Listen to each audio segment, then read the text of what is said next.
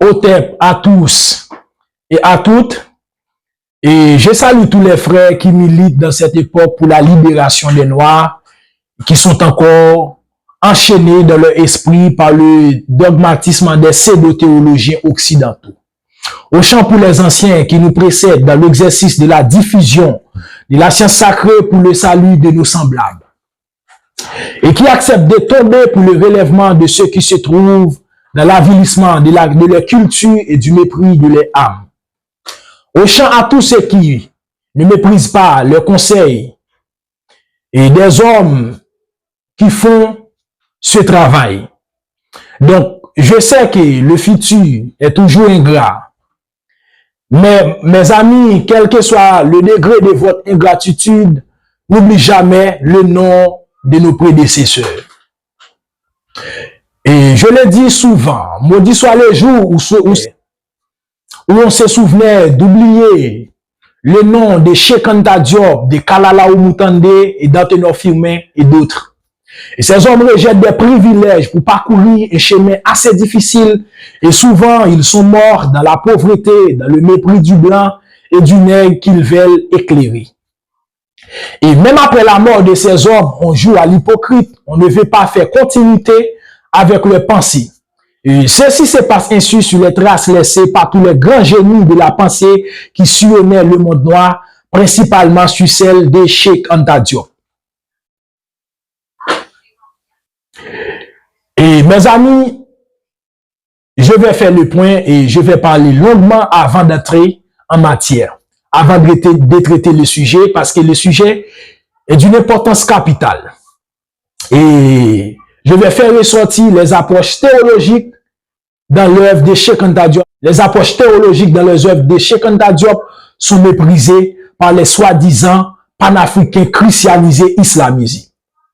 Mes amis, il est clair, des intellectuels noirs qui suivent Cheikh Anta Diop dans l'incapacité de se dépouiller de l'aliénation culturelle, de la crainte de l'enfer et dans l'espérance du paradis, et qui ne pouvaient pas se dépouiller de ces mythes joués à l'hypocrite. Ils ne voulaient pas explorer la pensée de Cheikh Anta Diop totalement, parce qu'ils ont peur, la flamme de l'enfer qui les attend après le trépas. Donc, il y a un intellectuel français, un philosophe, je ne le cite pas parce qu'il n'était pas raciste, mais je le cite parce qu'il dit une vérité. Il dit, enlever la crainte de l'enfer à un chrétien, c'est enlever sa croyance. Et ce qu'il dit est vrai. La crainte de l'enfer est ce qui nous empêche de réfléchir totalement. Donc, les nègres christianisés ont oublié que ce fut les nègres de l'Égypte qui avaient inventé la notion d'enfer et du paradis. Ils ont oublié que le premier texte sacré parlant de la résurrection des morts fut le texte des pyramides érigées par le Nessou ou le roi Ounas. Donc, ils ont nié que le moment où ce texte fut inscrit dans les pyramides, les Hébreux n'existaient pas encore en tant que peuple dans l'histoire de l'humanité. Et ils ont oublié également que les Juifs, peuple nomade, n'avaient aucune foi dans la résurrection des morts. Les Juifs n'avaient aucune foi de la résurrection après la mort, messieurs. Et tout le corps de l'Ancien Testament est là pour l'attester. La preuve en est bien grande, puisqu'il est dit dans le chapitre 3, versets 18 et 20 du livre d'Ecclésiaste. Et pour les Juifs, l'Ecclésiaste est le plus grand philosophe juif. Donc, Ecclésiaste, roi Salomon, s'il était existé, disait que je me suis dit à propos des fils d'Adam, Dieu les met à l'épreuve pour leur montrer qu'ils sont comme les bêtes. Car le sort des fils d'Adam et celui de la bête sont un seul et même sort. Comme est la mort de l'un, ainsi est la mort de l'autre. Ils ont tous un seul et même souffle. L'homme n'a rien de plus que la bête. Tout est vanité, tout va avant et même mieux, tout est tiré de la poussière et tout retourne à la poussière. Donc, à cause de ces textes, les Sadducéens qui étaient plus conservateurs, parce qu'ils considéraient les Torah comme écriture venant de Dieu. Donc, ils ne croyaient aucunement de la résurrection des morts en basant sur les écrits du Pentateuque. Parce que les nomades sémitiques n'avaient pas cette espérance. Il est attesté dans l'histoire humaine qu'aucun peuple n'a mis autant d'importance dans la résurrection des morts que les anciens Égyptiens. Donc, il est clair que l'idée d'une vie après la mort constituait la morale même de l'Égypte et du peuple noir en général. Donc, il faut se rappeler que les pharisiens, dans leur escroquerie théologique, tentaient de supprimer ces versets dont on vient tout juste de citer là pour appuyer le foi de la résurrection parce que leurs ancêtres ne possédaient pas cette foi. Mes amis, Cheikh Anta Diop était dans le vrai lorsqu'il écrit dans son fameux ouvrage Civilisation ou barbarie. Il dit que la religion d'Osiris est la première en date dans l'histoire de l'humanité à inventer les notions de paradis et d'enfer. 2000 ans avant Moïse et 3000 ans avant le Christ. Et de ce fait, les Noirs ne pouvaient pas concevoir ce fut nos ancêtres d'Égypte qui avaient allégué toutes ces notions spirituelles à l'humanité. Et il faut être clair sur la notion d'enfer et du paradis, messieurs, qui est la base de la morale. Donc, il n'y a pas de morale universelle. Il faut être clair. Chaque peuple a une morale façonnée selon sa vision du monde. Donc, la morale juive ne peut être une morale universelle. Et si vraiment il y avait un jugement dernier, Dieu serait injuste de juger un peuple selon la morale d'un autre. Donc, si un noir sera jugé, il ne le sera pas selon la morale juive ou musulmane. Au contraire, si Dieu jugera le noir, ils seront condamnés pour avoir nié leur propre morale ancestrale. Donc, il n'y a aucun homme qui sera brûlé en aucun enfer s'il ne respecte pas les préceptes de la morale juive ou musulmane. Donc, il s'agit là, messieurs, du fanatisme religieux ou encore de la superstition sémitique. Et il faut dire que c'est vraiment une bêtise théologique, c'est une mise d'impérialisme religieux. Donc, si un homme se dit intellectuel, il ne peut se dépouiller de ses mythes, il ne l'est pas encore. Donc, toutes ces bêtises découlent de l'anthropomorphisme, messieurs. Et les sémites avaient attribué tous les vices nomades qu'ils possèdent à Dieu. Et c'est dans ce sens qu'ils ont inventé toutes ces doctrines. Donc, messieurs, la doctrine de la fin du monde, du jugement dernier, des sémites n'est qu'une imitation de celle de l'Égypte. Et ensuite, il faut dire qu'il n'y a aucun enfer dans le sens qu'on le comprend. Et ils ont oublié que jamais, lorsque les Égyptiens parlaient ainsi, ils savaient qu'il s'agissait d'une pensée symbolique pour ériger la morale qui consistait à faire le bien. On doit ôter de notre être cette peur inculquée par le sémite de l'enfer, peuple égaré, mal endoctriné. Donc, si on a peur de l'enfer jusqu'à maintenant, après ces lumières, messieurs, je suis désolé. Parce que l'âme est immortelle. Aucune âme ne peut être tuée. Et l'âme est une parcelle de Dieu. Tuer une âme, c'est tuer Dieu lui-même. Donc, selon la morale égyptienne, ce n'est pas l'âme qui va être au jugement, mais c'est le cœur de l'homme qui va être jugé, c'est-à-dire Ib. Le cœur, c'est dit Ib en égyptien ancien. Et Cheikh Anta Diop, qui constatait les tremblements des intellectuels, il a évoqué la doctrine de l'immortalité des anciens Égyptiens. Donc, dans son fameux ouvrage Civilisation ou barbarie, il dit de l'alité de l'âme. Il dit le cas, principe immortel qui rejoint la divinité au ciel après la mort, ainsi est fondé sur le plan ontologique l'identité de l'être ontologique. L'immortalité de l'être, 3000 ans avant la naissance des religions révélées. Chaque homme possède une parcelle de la divinité qui remplit le cosmos et le rend intelligible à l'esprit. Et c'est peut-être à ce titre que la cosmogonie égyptienne fait dire à Dieu qu'il fait l'homme à son image. Et Cheikh Anta Diop, dans le même livre, dit encore, la parcelle des cas individuels qui rejoint les cas universels, l'intellect ou l'âme du monde ne se perd jamais dans le grand tout. Ainsi, la philosophie égyptienne a inventé l'immortalité de l'âme dès l'ancien empire, 2600 ans avant Jésus-Christ et même plus tôt. Comme en font foi les textes des pyramides plus de 1000 ans avant la première religion révélée. Et Cheikh Anta Diop, dans le même livre, nous fait comprendre que selon la philosophie des lettres égyptiennes, lettres se composent de 3 parties. Le Z ou les quêtes qui se décomposent après la mort. Le bas qui est l'âme corporelle, on appelle ensuite parfois le but du corps. Et le K, le principe immortel qui rejoint la divinité après la mort. Donc, parfois on ajoute l'M, partie qui est l'ombre des lettres. Donc, ainsi, les nomades sémites mal interprété la notion de l'être. Il dit que l'être se compose de corps, d'âme et d'esprit. L'esprit retourne à Dieu, l'âme se trouve dans un monde invisible attendant le jugement dernier. Si elle était juste, elle sera sauvée. Si elle était mauvaise, elle sera condamnée. Et selon la morale juive. Donc, ainsi, les Juifs inculquaient la peur, la crainte de l'enfer aux hommes. Mes amis, il faut dire cela, que tout cela est du non-sens, parce que selon le premier texte parlant du jugement dernier, ce n'est pas l'âme, comme on vient de le dire, qui est jugée, mais le cœur de l'homme, l'âme corporelle, qui n'est pas l'être ou l'âme lui-même, mais le vrai âme rejoint Dieu immédiatement après que le corps soit mort. Et selon cette conception de l'être, il n'y a aucun jugement de l'âme. Donc l'âme ne sera pas morte, l'âme est immortelle. Donc la crainte de l'enfer est nulle.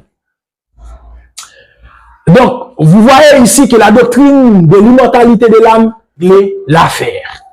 Et c'est à partir de cette doctrine, et c'est cette doctrine même qui a libéré les philosophes occidentaux pour qu'ils puissent réfléchir, traiter de l'origine de l'homme, de l'origine du monde, de l'immortalité de l'âme, de la vie après la mort. Mais les chrétiens ont peur de l'enfer et c'est pourquoi ils ne peuvent pas réfléchir, ils ne peuvent pas prendre des décisions conformes, même à la grandeur d'âme, pour qu'ils bannissent les colonisateurs pour qu'ils implantent la réalité, parce qu'ils ont peur de l'enfer. Mes amis, on parle tout à l'heure de l'hypocrisie qui est autour de l'œuvre de Cheikh Anta Diop, à cause de la crainte de l'enfer. Parce que les intellectuels toujours colonisés, qui se sentaient dans l'embarras d'abandonner le christianisme et l'islam, font silence sur les approches théologiques du savant. Ce faisant, ils pensent qu'ils peuvent rester dans les religions dites révélées tout en prônant l'État fédéral africain, la création de corps de sciences humaines basant sur les humanités classiques égypto-nubiennes. Donc tout cela parce qu'ils se sentent incapables de laisser les religions importées. Mais ils ignorent que nul ne peut être converti dans une religion étrangère sans être acculturé. Ils ignorent cela. Parce que la religion est découlée de la vision du monde d'un peuple. On ne peut adopter la religion de l'autre sans nier votre vision du monde, c'est-à-dire sans nier vous-même. Et c'est ainsi que, messieurs, il est clair, j'en ai marre de ces diopiens catholiques, protestants, musulmans, francs-maçons et autres. Parce que ils ne peuvent être autrement, ils sont des hypocrites.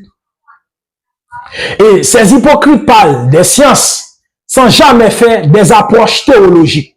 Parce que s'ils font ces approches théologiques, ils seront blessés intérieurement parce qu'ils sont encore dans les religions du colon. Donc, messieurs, on ne peut pas bâtir un système d'éducation sans les valeurs spirituelles. Messieurs, je vous pose cette question.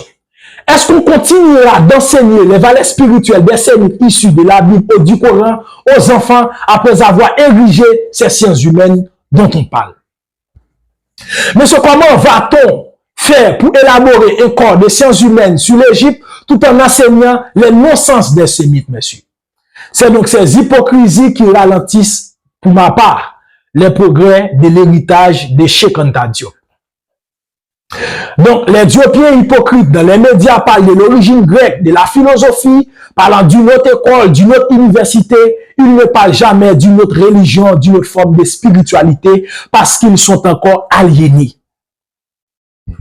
Et mes amis, les aliénés peuvent critiquer l'aliénation. Et ils ne peuvent décoloniser le peuple parce qu'ils sont encore colonisés. Mes amis, et ces mots intellectuels sont déjà constatés par des éminents intellectuels tels que Monéfi Kété Asante, Dr Amamazama et Traoré Adama. Et Traoré Adama, lui-même, en constatant ces problèmes, voulant y remédier, il avait publié un ouvrage titré Cheikh Anta Diop, l'historien de la religion d'Amon. Et ensuite, il a publié un long article titré Cheikh Anta Diop et l'histoire de la religion africaine, les sources cosmothéologiques, philosophiques africaines des religions révélées, dans lequel il soulève ces problèmes. Il dit, je vais citer cette citation pour vous, et cette citation est pleine de sens. Il dit, on peut observer que la question religieuse dans l'œuvre de Cheikh Anta Diop fait partie des thèmes qui ont été insuffisamment mis à jour. Mais ce constat est un paradoxe dans la mesure où la pensée du savant assigne au monothéisme ancestral une place centrale de la renaissance africaine en tant que religion nationale. L'absence d'études pertinentes sur la religion africaine a dès lors eu pour conséquence de retarder la reconnexion spirituelle des millions d'Africains avec leurs ancêtres. La question religieuse apparaît donc actuellement comme le ventre mou du panafricanisme et de la renaissance africaine. Je montre que Cheikh Anta Diop, contrairement au mythe qui fait de lui un fervent musulman, est un partisan de la religion africaine. Il en est le défenseur, historien et enfin le rédempteur. Donc, dans cette vidéo, nous allons faire ressortir la vision théologique de Diop totalement. Et si on avait une appellation à donner à cette allocution, ce serait le mépris des approches théologiques dans les œuvres de Cheikh Anta Diop par le panafricain christianisé, islamisé et autres. Messieurs, nous savons tous que s'il y a une réformation, il faut qu'il y ait des continuateurs de la réforme. Et si on compare cela avec la réformation protestante, on verra qu'après Luther, des réformateurs s'en suivaient jusqu'à ce qu'on ait implanté en Europe le protestantisme dans le reste du monde. Ainsi, des pays adoptaient le catholicisme et d'autres le protestantisme. Il en est de même, monsieur, pour la réforme théologique diopienne. Des chefs d'État devraient adopter cette vision théologique pour implanter cette réforme en Afrique. Après, quelques pays qui ne voulaient pas encore y adhérer peuvent rester à l'écart. Après, ils peuvent y adhérer après avoir compris. Petit à petit, on implantera une religion continentale pour préserver les Noirs de l'aliénation. Mes amis, cette religion, contrairement à ce que l'on pense, peut aider à créer la Fédération africaine, au lieu que c'est la Fédération africaine qui créera cette religion continentale dont on fait éloge. Attendez bien, mes amis. Cette religion, contrairement à ce que l'on pense, peut aider à créer la Fédération africaine, au lieu que c'est la Fédération africaine qui créera cette religion continentale dont on fait éloge. Donc, si nous restons attendant la Fédération africaine pour mettre cette vision sur pied, on s'est trompé, messieurs. Dans toute chose, il faut admettre de commencer petit à petit, messieurs. Ce n'est pas de seul coup qu'on va faire ça, messieurs. Messieurs, si vraiment les révolutionnaires du Mali, du Niger, du Burkina Faso sont des vrais panafricains, ils sont vraiment des diopiens en âme, ils doivent proscrire les religions étrangères et mettre sur pied une religion telle que le rêve Cheikh Anta Diop. Et fonder cette religion, une religion d'État telle que le catholicisme et le protestantisme qui sont des religions d'État dans certains pays d'Europe. Et à partir de là, ils pourront créer un système d'éducation à partir de ces systèmes religieux. Donc, mes amis, depuis le monde est monde, l'école était toujours l'auxiliaire de la religion. La religion était toujours la base de la morale et la religion donne toujours matière à l'éducation. Et c'est ainsi que le catholicisme en a son éducation, le protestantisme a son éducation, l'islam a son éducation également. Et c'est pour cela, messieurs, la première chose à faire est de créer ce monothéisme ancestral dont parlait Cheikh Anta Diop. Et en effet, il faut comparer cela, parce que la comparaison en histoire est l'histoire même, dit Théophile Obenga. Les philosophes des Lumières qui se disent athées parlent de la religion naturelle. Pourquoi ils parlent de la religion naturelle? Parce que nul ne peut ériger un système de valeurs sans une vision collective du monde.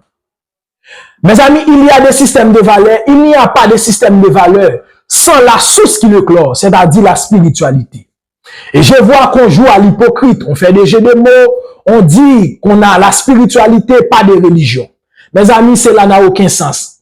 Bosson fait une définition pleine de sens lorsqu'il dit la religion est l'institutionnalisation de la spiritualité. Ce qu'il dit est totalement vrai. Mes amis, il faut dire cela.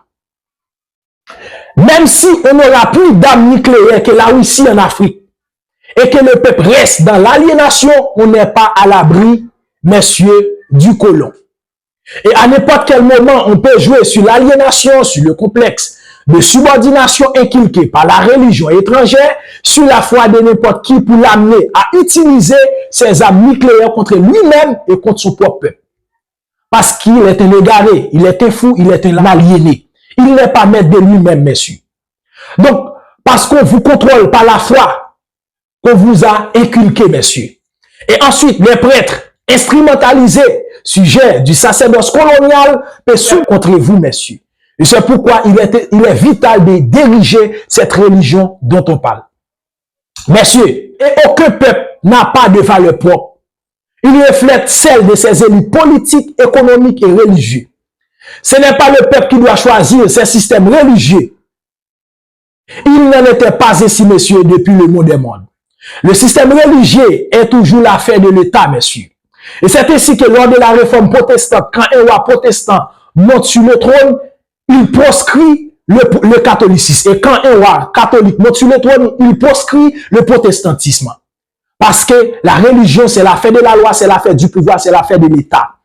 L'Égypte qui a élaboré le premier système religieux au monde, messieurs, a donné au roi le rôle du plus grand prêtre de la religion nationale. Parce que c'est un fait évident, messieurs. Si on ne fait pas ça, on ne fait rien, messieurs. Et en effet, on entend qu'il y a des révolutions dans certains pays d'Afrique. Moi, je dis qu'il s'agit du développement, pas de révolution. Même en Haïti, on en parle.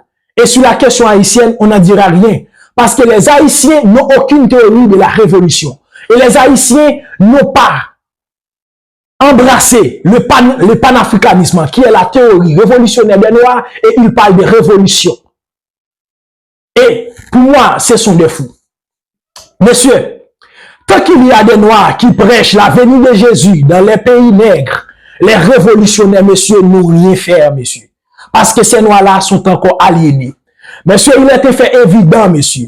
Si Ibrahim Traoré n'érige pas une religion d'État pour son peuple en basant sur la vision de Diop, tout en créant un système d'éducation avec, il ne fait rien. Et c'est le fort dans le mal. S'il ne fait pas cela, monsieur, il fait du développement, mais pas de révolution. Monsieur, il faut être clair. La comparaison en histoire, c'est l'histoire même, monsieur. Les Russes adoptaient l'orthodoxe comme religion nationale pour s'opposer au pôle occidental. Mes amis, il est clair. Parce que les Russes savaient, ils ne peuvent pas militer sans un système de valeurs. Et c'est pourquoi il adoptait un système de valeurs, contrairement au système de valeurs occidental pour s'opposer avec. Messieurs, si le gouvernement du Mali, du Niger, du Burkina Faso ne font pas cela, ils doivent savoir qu'ils luttent dans le vent. Mes amis, installant des usines nucléaires, c'est du développement, pas de révolution. Après ce développement, messieurs, nous serons toujours esclaves et malheureux. Et le colon viendra pour nous jouer, pour vous jouer, messieurs, quand et comme il vit. Il est clair. Mes amis, les développements ne peuvent nous mettre à l'abri du colon. C'est un fait évident. Les développements ne peuvent nous mettre à l'abri des colons, messieurs. Messieurs, il est un fait évident. Si Mao Tse-tung ne restaurait pas le confucianisme pour mettre les Chinois à l'abri de l'impérialisme culturel, la Chine serait toujours sous le joug de l'Occident. Il ne serait pas aujourd'hui la première puissance économique au monde. Et c'est un fait avéré, messieurs. Et messieurs, si les soi-disant hommes forts, je le dis souvent dans cet exposé avant d'entrer en matière, si les soi-disant hommes forts du Mali, du Burkina Faso, du Niger, prescrivaient pas les religions étrangères et instaurent, messieurs, une religion d'État, ils n'ont rien fait, messieurs. Messieurs, vous n'avez rien fait. Tant qu'il y a des Noirs dans le pays où l'on dirige, qui prêchent le retour de Jésus, le retour de Mahomet, on n'a fait rien, messieurs. On n'a rien fait. Tant que ce malheureux misérable, croupi dans la misère, méprisant les traditions de leurs ancêtres, on n'a rien fait, messieurs. Si on ne fait pas ça, qui est la première base de toute révolution, on fait du développement, pas de révolution, messieurs. Il est un fait avéré. Lénine qui faisait de la révolution là en Russie. Et il y a un temps, les livres de Lénine ont trouvé plus de lecteurs dans le monde que la Bible même occidentale. C'est un grand fait historique. Et Lénine avait dit une chose. Il a dit, pas de révolution sans théorie révolutionnaire. Je ne cite pas Lénine parce que Lénine n'était pas raciste. Je cite Lénine parce qu'il dit une chose qui est vraie. Il dit, pas de révolution sans théorie révolutionnaire. Messieurs, même si on a toutes les armes nucléaires au monde, si votre religion, vos systèmes de valeurs encensés du colonisateur vulnérable que jamais, messieurs. Mais c'est même si on a toutes les armes nucléaires au monde, messieurs, si votre religion, vos systèmes de valeurs en sont ceux du colonisateur, vous êtes plus vulnérables que jamais, messieurs. Messieurs, on entend qu'on parle d'union, on parle de mouvement d'unité qui est le panafricanisme. On sait bien, messieurs, que seuls des dogmes systématisés, institutionnalisés peuvent unifier vraiment. Mais il n'y a rien qui nous unit en tant que Noirs. Cependant, on parle d'unité. Donc, pendant qu'on parle de révolution, les Noirs qui sont catholiques se sentent plus frères des Blancs qui ont la même foi qu'eux. C'est un fait avéré. Souvent en religion, même si on n'est pas de même famille, on s'appelle frère, on s'appelle sœur, messieurs. Souvent, les frères et sœurs religieux ont plus de valeur à nos yeux que nos frères biologiques, messieurs. C'est ainsi que les Noirs, deux fois protestants, se sentent plus frères des Blancs protestants que leurs compatriotes panafricains. Et c'est pour cette raison qu'il est une évidence. Pour créer un mouvement d'unité, il faut que ça soit un mouvement religieux à la base. Entendez bien, messieurs. Pour créer un mouvement d'unité, il faut que ça soit un mouvement religieux à la base, messieurs. Il faut créer des institutions, adoptant un seul texte sacré, faire un seul dogme pour tous. Là, nous serons frères, nous serons les mêmes et nous serons unis. Tant qu'on ne fasse pas ça, messieurs, on joue à la manière des enfants. Il est un fait évident. Mes amis, si on est fanatique dans sa propre culture, on est un vrai fanatique. Parce que nul ne peut vivre sans être pour ou sans être contre. Donc la neutralité même en est la position la plus faible. Car nul ne peut être neutre. Donc messieurs, il est mauvais quand on est fanatique de la morale des étrangers. Mais si on est fanatique dans sa propre morale, c'est un bien. Donc, il faut fanatiser le peuple noir de ses propres valeurs ancestrales. D'autant ce peuple d'une religion raciale, continentale ou nationale. Amener ce peuple à être fanatique de celle-ci, là, on gagnera ce peuple pour jamais. Et là, si on fait une révolution, cette révolution sera durable. Messieurs, il est un fait évident que les institutions internationales, qui sont des instruments de l'impérialisme occidental, à travers les droits humains, prônent le respect de la religion. Et on fait cela après avoir christianisé le monde pour que la domination occidentale perdurera, messieurs, dans l'histoire humaine. Mes amis, il ne faut pas oublier l'histoire, messieurs. Le catholicisme romain tua, selon la martyrologie romaine elle-même, 68 millions de gens environ pour pouvoir s'implanter dans le monde. Donc, messieurs, il n'y a pas de révolution sans mort. Si un chef d'État, entendez bien, si un chef d'État panafricain proscrit une religion, il y a des rébellions, messieurs, en retour, il peut y avoir des morts, messieurs. Il y a des degrés où l'on arrive dans le fanatisme, on ne peut plus revenir en arrière. Et certains noirs christianisés ne pourront plus revenir à la raison, messieurs. Après avoir proscrit une religion, ceux qui ne veulent pas accepter peuvent aller dans le pays arabe s'ils se sentent plus arabes que nègres. Certains peuvent aller dans le pays christianisé s'ils se sentent plus chrétiens, plus juifs, plus indo-européens que nègres, messieurs. Les aliénés pourront dire qu'ils sont persécutés pour le nom de Jésus, mais moi j'ai dit qu'ils ne le seront pas. Ils seront parce qu'ils sont encore esclaves, messieurs. Donc, messieurs, la comparaison en histoire, c'est l'histoire même, messieurs, tel que le dit Théophile Obenga. Voltaire, messieurs, le messager de la tolérance qui voulait mettre un frein dans les guerres religieuses des protestants et des catholiques. Dans l'examen de cette notion, admet qu'il y a des degrés où la tolérance n'est plus acceptable, messieurs. Et il dit dans son traité sur la tolérance, pour que le gouvernement ne soit pas en mesure, en droit de punir les erreurs des hommes, il est nécessaire que ces erreurs ne soient pas des crimes. Elles sont des crimes que quand elles troublent la société, Elle trouble cette société dès qu'elle inspire le fanatisme. Il faut donc que les hommes commencent par n'être pas fanatiques pour mériter la tolérance. Et dans le même livre, Voltaire dit, le fanatisme est un monstre qui ose se dire fils de la religion. Monsieur, je ne cite pas Voltaire, monsieur, parce qu'il n'est pas raciste. Je le cite parce qu'il dit une vérité. Et maintenant là, je fais une comparaison entre la réforme protestante en Europe et celle qui devrait être en Afrique et de la diaspora noire. Et c'est pourquoi je cite Voltaire, monsieur.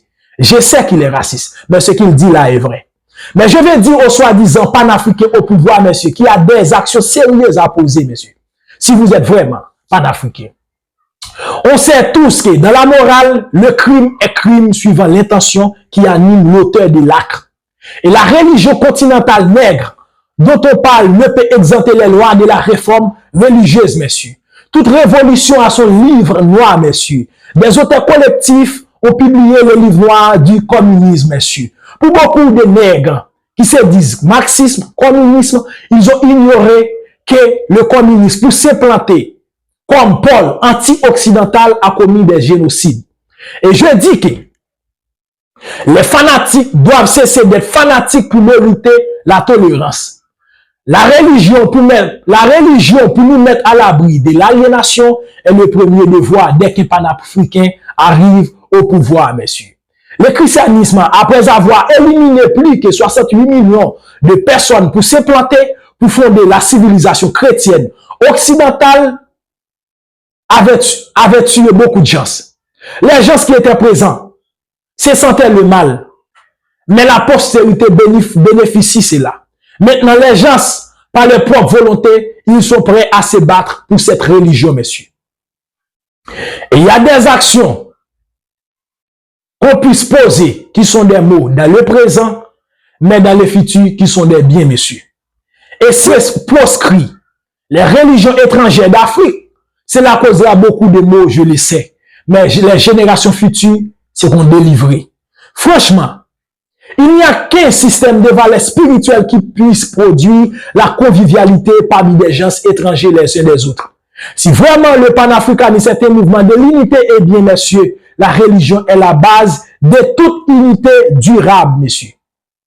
Donc, on peut faire une union pour 5 ans, pour faire un mouvement. Après, les uns les autres retourneront dans les cercles respectifs pour déchirer les uns les autres, messieurs. Mais, un système spirituel bien organisé peut perdurer une union pendant des millénaires, messieurs. Il est avéré dans l'histoire de l'humanité. Messieurs, si on ne fait pas ça, on est des utopistes, on est des revers. Il faut dire la vérité, messieurs. Le christianisme est un mal pour l'Afrique, mais il est un bien pour l'Europe. C'est lui qui unifia l'Europe. C'est lui qui permet l'Europe à dominer le monde, messieurs. Je critique l'application du christianisme en Afrique, de la diaspora noire. Je ne critique pas son application en Europe. La religion d'une nation est un mal dès qu'elle s'applique à une autre. On ne peut adopter la religion de l'autre sans adopter sa culture. Certainement. Donc, la religion de peuple est sa culture même, monsieur. Et c'est pourquoi le pape Jean-Paul II a dit qu'une religion qui ne se fait pas culture est vouée à disparaître. Et c'est ainsi que le catholicisme mêle son culte avec la culture du peuple. Il veut évangéliser ou christianiser. La preuve en est bien grande. Le catholicisme et le vaudou haïtien se mêlent et se présentent comme la même religion parce qu'ils se confondent. Donc, mes amis, aucun peuple n'a reçu le droit de la nature d'aller évangéliser un autre. Parce que le concept évangélisation est un concept inventé par l'impérialisme culturel occidental pour dominer le monde, messieurs. Et je l'ai dit dans ma première vidéo, Jésus n'a jamais existé. Ok, Jésus n'a donné de l'ordre d'aller évangéliser le monde pour acculturer un autre. Dieu n'est aussi discriminatoire que l'homme, messieurs. Donc, dans l'anthropomorphisme, sémitiquement, on fait dire à Dieu qu'il est riche de la culture. Sémitiquement, la cosmogonie sémitique, comme la selle et selon laquelle le monde va être jugé. Et on trouve des gens, des ignorants assez simples pour leur croire. Et messieurs, ce n'est pas un peuple qui détermine sa culture, mais la culture est un accident géographique et social, messieurs. Donc, si chaque peuple s'élève, il se trouve qu'il a une mode de vie, une vision du monde, quelconque, c'est le travail de la nature ou de Dieu. Donc, si le Dieu qui a fait tout cela voulait que ce peuple puisse être autrement, il l'aurait déjà fait. Mais il n'enverrait aucun peuple pour coloniser un autre culturellement. Et c'est un crime, monsieur, contre les gens humains. Le reste du monde doit se soulever contre ces dieux injustes pour avoir aimé un peuple plus que l'autre. Donc, ce serait un père injuste qui aimerait un fils plus que nous. C'est-à-dire une nation plus que notre, messieurs. Et ça, c'est injuste, messieurs. Et c'est pourquoi les missionnaires, les évangélistes doivent être considérés pour ceux qu'ils sont, messieurs. Des impérialistes culturels, des ennemis du genre humain, messieurs. Messieurs, il n'y a aucun envoyé de Dieu qui ne l'est que pour la nation dont il est issu. Donc, aucun juif ne peut être messager d'aucun Africain. Et aucun Africain ne peut être messager des juifs. La religion dont nous voulons n'aura aucun missionnaire pour aller convertir les juifs, l'Indien, le Chinois ou l'Indo-Européen. Dedans, ce serait une religion strictement pour les Noirs. Chaque peuple a sa culture, a sa vision du monde, chaque peuple a sa religion, a son éducation, ses systèmes de valeurs, messieurs. Nous sommes au temps de la complexité, messieurs. Chaque peuple a son paradigme, messieurs. Et je respecte le judaïsme du juif. De même, le juif doit accepter ma religion d'amour, ma religion d'Osiris. Parce que je suis nègre. Je critique les Noirs islamisés, christianisés, parce qu'ils adoptent une religion qui n'est pas son âme, qui n'est pas son être. Mais je respecte le blanc avec son christianisme même, si c'est un emprunt juif. Mais il le fait la base de son système du monde. Je respecte le blanc pour cela. Mais le blanc, lui aussi, doit revenir au système des anciens druides et autres pour être eux-mêmes. Parce que le christianisme n'est jamais la religion ancestrale de l'Europe. Il est clair. Les fanatiques chrétiens avaient tué les tenants des mystères anciens pour implanter le christianisme qui est la religion la plus profane de toutes les religions de la terre, messieurs. Et c'est une évidence, messieurs. En effet, je dois citer cette parole, messieurs. Je dois présenter cela devant vous, messieurs. Monsieur Jean-Jacques Dessalines, grand révolutionnaire, ignoré, cet homme a été ignoré des Noirs, a fait une déclaration au Cap haïtien le 28 avril 1804, après avoir massacré le reste des Français qui étaient restés et qui ne partaient pas avec Rochambeau. Monsieur Dessalines avait totalement raison parce qu'il a commis une jeunesse dans son temps et son temps, le peuple, c'est semblable. Les Noirs et les Mulâtres de son temps n'acceptaient pas cette décision. Et après avoir effectué le massacre, Dessalines a déclaré: oui, nous avons rendu à ces vrais cannibales, guerre pour guerre, crime pour crime, outrage pour outrage. Oui, j'ai sauvé mon pays, j'ai vengé l'Amérique. Mon orgueil et ma gloire sont dans l'aveu que j'en fais à la face des mortels et des dieux. Qu'importe le jugement que prononcent sur moi les races contemporaines et futures, j'ai fait mon devoir, ma propre estime me reste, il me suffit. Quelle parole célèbre! Nul ne peut ignorer que Dessalines est le prototype du révolutionnaire, le modèle accompli du révolutionnaire. On ne peut être révolutionnaire sans être extrémiste, messieurs. Les faux révolutionnaires, les rêveurs, les hypocrites qui sont dans une guerre intérieure, ils ne savent s'ils sont africains, nègres, européens, juifs, arabes ou indo-européens ou autres. Sans parler de la crainte de l'enfer, ne peuvent être révolutionnaires, messieurs, en aucun cas. Ils savent qu'il s'agisse dans le devoir. Ils seront brûlés en enfer s'ils s'agissent ainsi, après la mort. Messieurs, les vrais Diopiens qui ne sont ni catholiques, ni musulmans, qui ne sont d'autres que des nègres authentiques, doivent bâtir un plan de révolution tel que les francs-maçons. Ils doivent s'accaparer du pouvoir par quelque moyen que ce soit dans tous les pays d'Afrique. En arrivant au pouvoir, ils doivent prendre des décrets qui mettent hors la loi les religions révélées et les adeptes. Et après, ils doivent instituer des districts où l'on met un théologien formé dans cette théologie ancestrale, instituant ensuite les souverains prêtres pour contrôler les dogmes du monothéisme ancestral. Et qu'on doit considérer pour hérésie toutes les doctrines issues de la Bible et du Coran. Et il doit décréter hérétiques tous les Noirs qui se disent chrétiens, musulmans ou francs-maçons et autres. C'est vrai. Et s'ils ne veulent pas convertir à cette religion d'État, ils doivent être exilés ou autres. Parce que, messieurs, pas de sentiment en matière de révolution. On parle de révolution sans violence. On parle du raciste Gandhi, de Léon Tolstoï, qui parle de la non-violence, de Martin Luther King Jr., qui était un panafricain aliéné parce qu'il était un protestant. On parle de ces hommes qui font une révolution sans violence. Messieurs, la révolution non violente est une utopie. Donc, on sait tous que les béatitudes desquelles dérivent ces doctrines de la révolution non violente est issue des inventions des missionnaires qui fait dormir les Noirs pour voler tout ce qu'ils avaient. Donc, la lettre titrée « Les devoirs des missionnaires dans notre colonie » est là pour l'attester, messieurs. Ces principes sont contraires à la nature humaine, messieurs. Nietzsche a raison d'appeler cette morale la morale d'esclave, messieurs. Le premier amour, messieurs, est l'amour propre. C'est une utopie de prétendre aimer quelque plus que soi-même ou comme toi-même, monsieur. Et c'est une évidence, messieurs. Tout homme, chacun lutte pour sa propre conservation. Et c'est pourquoi il y a des mesures qu'on puisse prendre qui ne sont pas de peine de mort pour bannir les fanatiques. Si on ne fait pas ça, messieurs, on est dans une éternelle révolution. Si on prend la date du début du panafricanisme, messieurs, à nos jours, on n'est pas encore atterri, c'est parce qu'on ne fait pas ce qu'il convient, messieurs. Cette révolution est plus durable de tout. De 1900, qui est la date du premier congrès panafricanisme, à nos jours, on n'a plus qu'un siècle. Et on n'a rien fait de sérieux. Parce que ce qu'il faut faire est négligé. Parce que le premier panafricain et ceux de nos jours sont encore aliénés, messieurs. Et il faut l'admettre. Marcus Garvey, messieurs, était en avance sur son temps pour avoir voulu créer une église nègre basant sur les mystères de l'ancienne religion des nègres de la civilisation égypto-nubienne, messieurs. Monsieur, je l'ai dit, si la prétendue fédération du Mali, du Niger, du Burkina Faso ne proscrit pas les religions étrangères et implante une religion d'État basant sur les valeurs culturelles proprement nègres, tout ce qu'on fera sera nul parce qu'on ne fait pas ce qu'il faut faire, messieurs.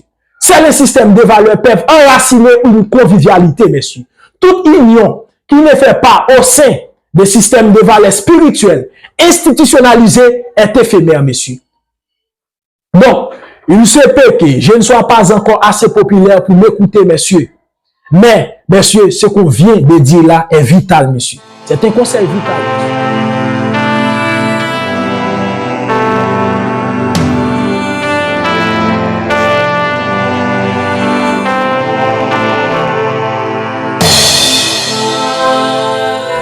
Et nous venons de faire une longue introduction.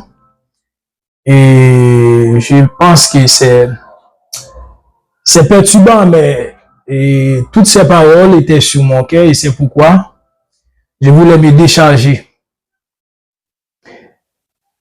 Et en effet, on parle des communautés juives, communautés arabes, communautés chinoises et de la diaspora qui développe le pays. Et on dit que la communauté noire ne fait rien. Et pourquoi? Parce qu'il n'y a aucune communauté noire à mon sens. Le judaïsme unifie les juifs, ils se sentent une seule famille. Il institue leurs propres écoles, leurs propres entreprises pour s'enrichir selon une vision du monde commun, ainsi que l'arabe et le chinois. Nous, on est judaïsés, on est islamisés, on est christianisés. Notre argent s'en va dans le pays des Arabes, des Européens, des Juifs, par le biais du sacerdoce de leur religion, par les offrandes et tant d'autres dons. Ainsi, on n'est pas une communauté, on n'est pas une communauté. Les Arabes ont une seule vision du monde, les Juifs, les Blancs, mais nous, on n'en a aucune. Donc, on est nul, on est nul. Et si on est créé par la religion dont on fait éloge, on est foutu, on est dans un éternel rêve, dans une éternelle révolution, dans une chimérique utopie. Et ce qu'on dit là est vrai, tout le monde peut le constater. En effet, nous allons traiter le sujet en question. Donc, pour entrer dans le sujet, citons cette parole de l'un des pères fondateurs de la théologie chrétienne, savoir Clément d'Alexandrie, dans le livre 6 de son fameux ouvrage intitulé Stromate. Il soutient que les mystères hébraïques en tout semblables aux mystères égyptiens. Donc, Pour traiter ce sujet, nous allons identifier les principaux points doctrinaux de base sur lesquels se fonde la théologie chrétienne. Et ensuite, on va rapporter les citations des diopes qui prouvent qu'ils sont des emprunts à la théologie égyptienne. Et on va montrer la position des diopes vis-à-vis des religions révélées.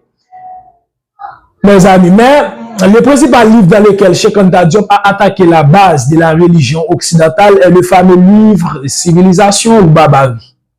Et dans ce fameux traité, il dit que le chapitre 17 du livre, titré malhonnêtement par les égyptologues fanatiques occidentaux, Livre des morts, or le vrai titre de ceci serait en égyptien ancien, Raounu Peret M'Eou, qui signifie livre pour sortir à la lumière du jour.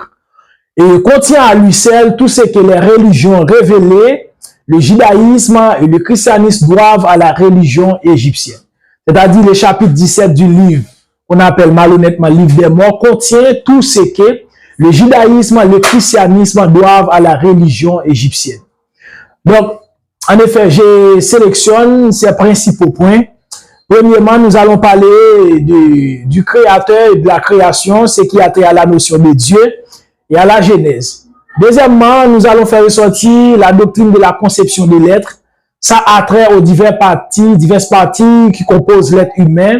Et nous allons parler de la doctrine de la rédemption et la notion du Christ. Et ensuite, nous allons faire ressortir la doctrine de la Trinité, de l'immaculée conception, du jugement dernier. Et nous allons voir que ces doctrines qui fondent la théologie occidentale et la conception religieuse de la masse occidentale, nous allons prouver que ces doctrines sont des emprunts à la théologie égyptienne.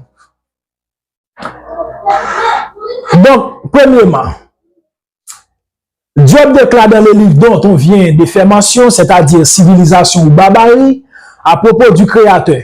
Il dit, Ra est bien dans l'histoire de la pensée religieuse, le premier Dieu autogène qui n'a pas été engendré, qui n'a ni père ni mère. Il dit que ce titre divin attribué à Dieu varie en Égypte antique, suivant les localités.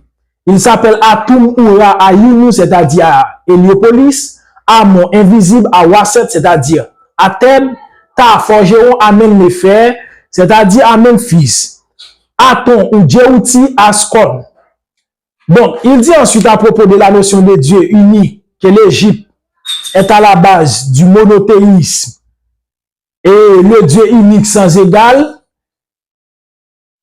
Il cite cette parole, cette notion était reprise par Kalala Mutande, il fait la une avec. Il affirme à propos de la création du monde par la parole, toujours, dans le même livre, Civilisation ou Barbarie, il dit que, je cite pour vous la citation, Ra est le premier Dieu, le premier des Nij, de l'histoire qui est créé par le Verbe. Tous les autres dieux de l'histoire sont venus après lui. Et il existe un rapport historique démontrable entre la parole de Ra, le cas ou la raison universelle, présente partout dans l'univers, et chaque chose est le logos de la philosophie grecque ou le verbe des religions révélées. Donc les philosophes grecs, selon lui, spécialement Héraclite et Platon, avaient imité cela en disant que le monde fut créé par les verbes. Ainsi qu'apôtre Jean qui disait que le monde a été créé par la parole. Tout cela est un emprunt à la théologie des nègres de l'Égypte ancienne. Donc en ce qui a trait aux couples primordiaux, la création d'une femme et d'un homme, duquel est sorti tous les gens humains, il dit ceci toujours dans le fameux livre Civilisation ou Barbarie. Il dit, Osiris et Isis, le couple humain fécond qui va engendrer l'humanité, Adam et Ève entre parenthèses. Donc l'histoire Adam et Ève est une simple copie de celle d'Osiris et d'Isis. Et en ce qui concerne l'introduction du mal dans l'histoire humaine, il soutient toujours dans le même livre 7 et 9 Tis, le couple stérile qui introduira le mal dans l'histoire humaine. Donc c'est la même histoire de Caïn tua Abel, c'est-à-dire Seth tua Osiris. Donc, en ce fait, Kalala Mutande, disciple de Diop, dit que toutes les appellations que les Hébreux avaient attribuées à Dieu sont des emprunts à ceux attribués à Dieu depuis l'Égypte. Kalala Mutande a fait ressortir quelques-uns non dans Cosmogénèse Canonique, tome 1er. Il dit, Eknebpet, je suis le Seigneur des cieux. Ekneb Redje, je suis le maître de l'univers. Ek Mechewa, je suis le Dieu unique. Ek Me, je suis l'Éternel. Ek Amen, je suis le Dieu invisible. Ek Neb Otep, je suis le Dieu de paix, c'est-à-dire en hébreu Jéhovah Shalom. Ek Neb Meoud, je suis le Dieu d'amour. C'est-à-dire tous les titres, tous les noms que les Hébreux avaient donnés à Dieu, les Égyptiens avaient déjà donné ces noms à Dieu bien avant les Hébreux.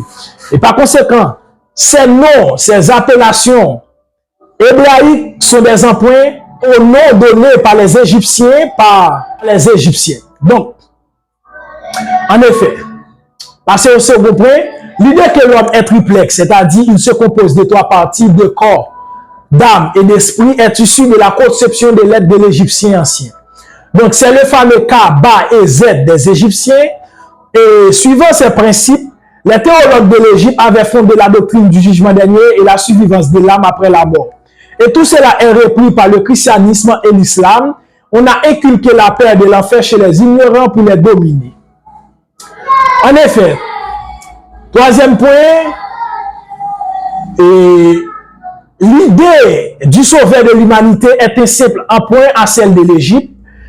Le théologien Cheikh Anta Diop, j'ai dit théologien Cheikh Anta Diop, Diop, à juste titre, est le père de fondateur de la théologie, de la religion dont on vient de faire éloge dans l'introduction. Il souligne, certes, jaloux parce que stérile tue son frère Osiris. Celui-ci ressuscite pour sauver l'humanité de la faim. En tout cas, Osiris est bien le Dieu qui, 3000 ans avant le Christ, meurt et ressuscite pour sauver les hommes. Il est le Dieu rédempteur de l'humanité. Il montera au ciel à la droite de son Père, le grand Dieu Ra. Il est le Fils de Dieu. Donc, la doctrine de la rédemption développée par Saint Paul dans ses épîtres sont des emprunts à la pensée des nègres de l'Égypte pharaonique. Donc, la seule différence entre les chrétiens et les adeptes de ces anciens mystères, ils croyaient qu'ils avaient affaire avec des histoires symboliques. Cependant, les chrétiens ignorant qu'ils pensent que ces histoires sont bel et bien réelles. Donc, en touchant la notion de la rédemption, il soutient en parallèle l'origine négro-égyptienne de la notion du Christ. Il affirme dans le même livre, c'est-à-dire Civilisation ou Barbarie, le thème Christ ne serait pas une racine indo-européenne, il viendrait de l'expression égyptienne pharaonique qu'est Sheta, celui qui veille sur les mystères et qui était appliqué aux divinités, Osiris, Anubis, etc.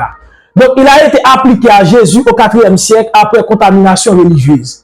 Donc, il continue sur le même ton, tout en disant que les religions monothéistes actuelles dérivent de la religion égyptienne, en particulier de la figure du Christ, qui est identifiable point par point à celle d'Osiris.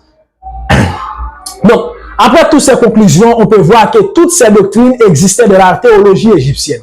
Donc, la théologie occidentale n'est qu'une simple imitation de la théologie nègre de l'Égypte ancienne. Donc, un grand savant, il est Esso Bom, fait cette conclusion à partir de toutes ces préoccupations de Cheikh Anta Diop. Il dit, la religion traditionnelle africaine, qu'elle soit d'Égypte ancienne ou de l'Afrique noire actuelle, est une sorte de christianisme traditionnel. Donc, ce qu'il dit est parfaitement certain.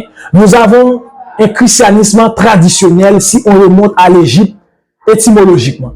Donc, dans le quatrième point, il dit de la Trinité dans son chef-d'œuvre. N'oubliez pas Civilisation ou Barbarie. Il dit, la cosmogonie égyptienne dit également, je suis un, je deviens toi. Et cette notion de Trinité remplit toute la pensée religieuse égyptienne et se trouve dans les multiples triades divines telles que Osiris, Isis, Horus ou Ra le matin, à midi le soir. Donc cette question, les trois font un, le Père, le Fils et le Saint-Esprit qui a fait couler tant d'encre dans la théologie chrétienne et qui a fait couler également pas mal de sang, est un simple plagiat de la conception religieuse des anciens noirs de la civilisation égypto-nubienne. Donc, l'Occident n'a rien d'original, donc il n'a rien. Toute la civilisation occidentale est une simple copie de la civilisation nègre. Donc, les Noirs avaient allégué tout cela à l'humanité, mes amis. Cependant, on vient nous faire croire que nous sommes nés, nous sommes des superstitieux et tout cela. Tout cela, c'est parce que nous avons ignoré notre identité. Donc, en cinquième point, à propos de l'immaculée conception, il assigne avec toute force, en certaines, la génisse, symbole d'Hathor, reçoit sur elle un rayon descendu du ciel et de ce fait enfante le Dieu Apis. Il s'agit sans conteste possible d'une préfiguration de l'immaculée conception de la Vierge. Donc on sait tous qu'il y a beaucoup de preuves de cette doctrine dans bon nombre de cosmogonies grecques, indiennes, romaines, etc. Et on traitera avec plus de rigueur dans une autre vidéo. Donc, nul ne peut ignorer que l'Occident n'a rien de sérieux, c'est parce que les Noirs sont trop fanatiques qu'ils ne peuvent pas retourner après tant de démonstrations. En effet, en sixième point, en ce qui touche le jugement dernier, le dogme de l'enfer et du paradis, il s'exprime en ces mots. Il dit la religion d'Osiris est la première en date dans l'histoire de l'humanité à inventer les notions de paradis et d'enfer. 2000 ans avant Moïse et 3000 ans avant le Christ, Osiris, la personnification du bien, présidait déjà le tribunal de mort dans l'au-delà. Coiffé de Atou ou Arel, on pense que le chant d'Ahaou, le paradis égyptien, a servi de modèle pour les chants d'Élisée d'Homère, contemporains de Pienki ou de Shabaka et qui auraient visité l'Égypte d'après la tradition grecque même. Donc, il continue sur le même ton, dans le même ouvrage, Savoir, civilisation ou barbarie. Il dit que l'enfer de la religion égyptienne représenté dans le tombeau de Séti Ier, père de Ramsès II, 19e dynastie, 1300 ans avant Jésus-Christ, un serpent monstrueux forme avec ses boucles un pont hideux suspendu dans le vide au-dessus de l'enfer, dont les geôliers attissent les flammes. Le mort à droite, face à la gueule du serpent, n'est soutenu que par ses actions antérieures sur terre pour traverser ce pont et gagner le paradis. Et si le bien l'emporte, il est sauvé. Dans le cas contraire, il est précipité dans les flammes de l'enfer qui le dévore.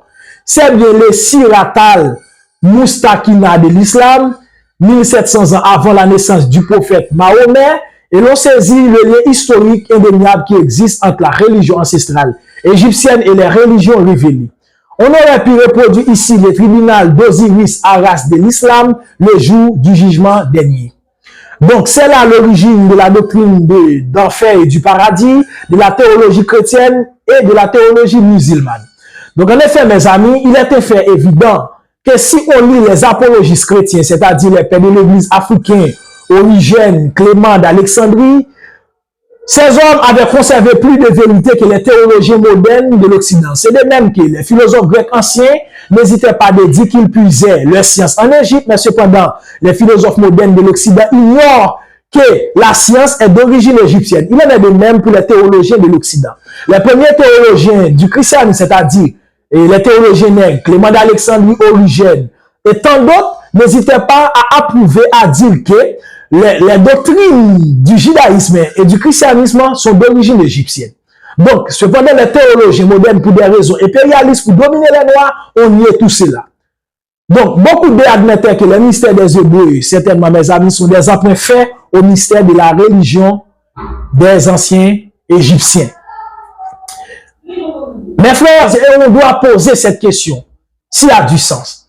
Est-ce que Dieu fait tous ces fameux travaux pour rien?